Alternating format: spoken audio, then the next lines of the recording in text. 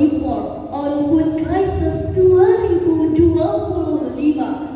menjadi alarm keras bagi kita bahwa 300 juta manusia terancam kelaparan. Di negeri kita Indonesia, hamparan hijau sawah kian hari kian berganti menjadi beton-beton mati. Ribuan hektar lahan produktif lenyap ditelan ekspansi industri. Sementara kedaulatan pangan kita masih tersandera oleh rantai impor yang mencekik leher kemandirian bangsa.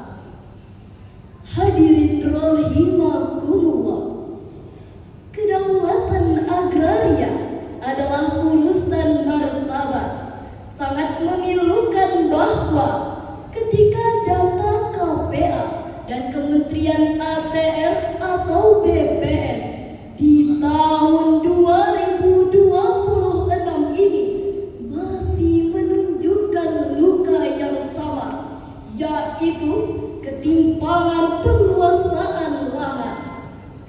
Bagaimana mungkin segelintir elit menguasai jutaan hektar aset nasional, sementara petani kita yang dijuluki sebagai saka guru bangsa hanya mampu menggenggam tanah sepeta kurang dari 0,3 hektar. Ketidakadilan inilah hadirin, ketidakadilan inilah yang membuat kedaulatan pangan kita hanya menjadi mimpi belaka di siang bolong.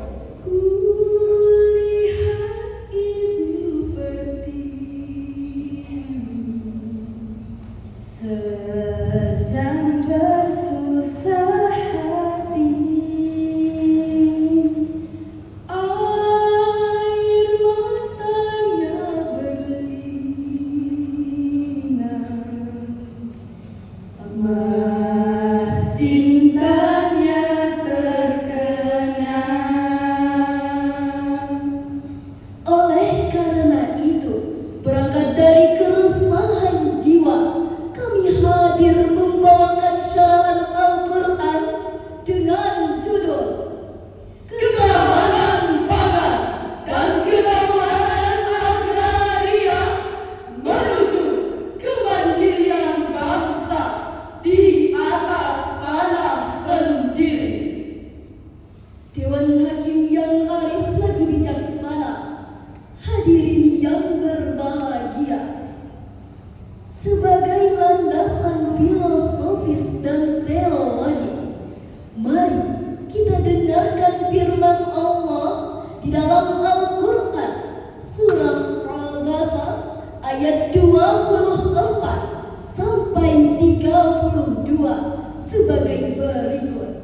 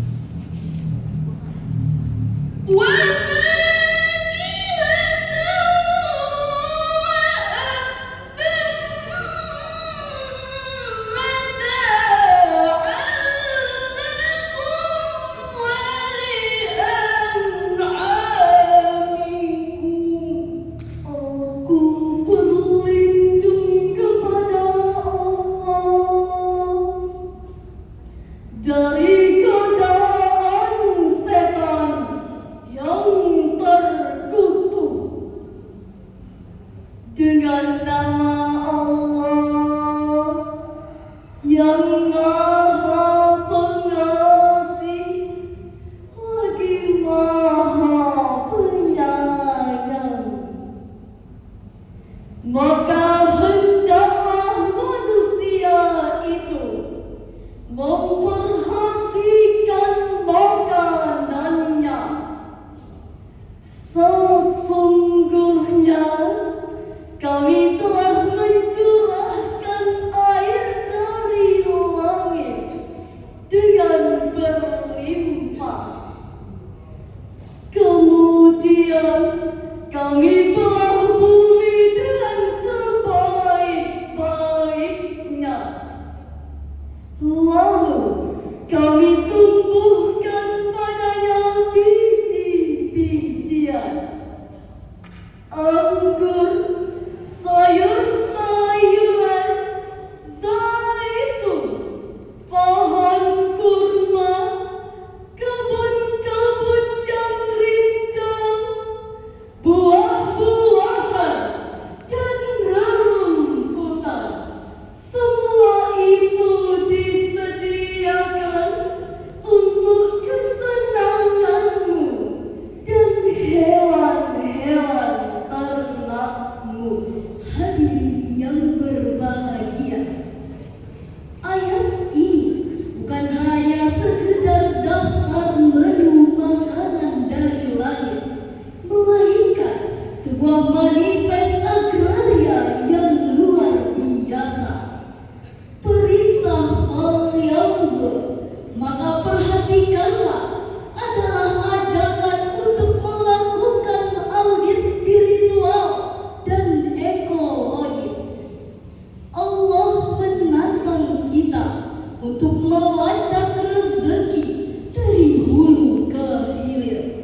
Di sana ada sinergi berupa hidrologi atau curahan air dan geologi atau pembelahan bumi.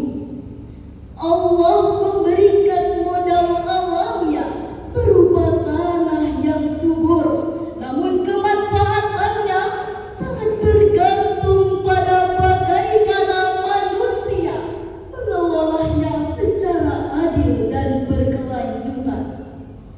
Dalam kacamata tafsir Al-Azhar karya Profesor Dr. Haji Abdul Malik Karim Amrullah yang lebih dikenal dengan sebutan Buya Hamka, khususnya pada jilid 9 halaman 7914, beliau menekankan bahwa ayat ini berbicara tentang etika produksi. Beliau mengingatkan bahwa tanah adalah amanah. Jika tanah dikelola oleh mereka yang mempunyai modal tapi tidak punya keinginan untuk menanam, maka keberkahannya akan hilang. Bagi Hamka, kedaulatan pangan dimulai dari kesadaran bahwa tanah adalah instrumen ibadah untuk menyambung hidup umat manusia, bukan hanya sebagai komoditas untuk memperkaya diri. Sedangkan Syekh Ahmad Mustafa Al-Marwazi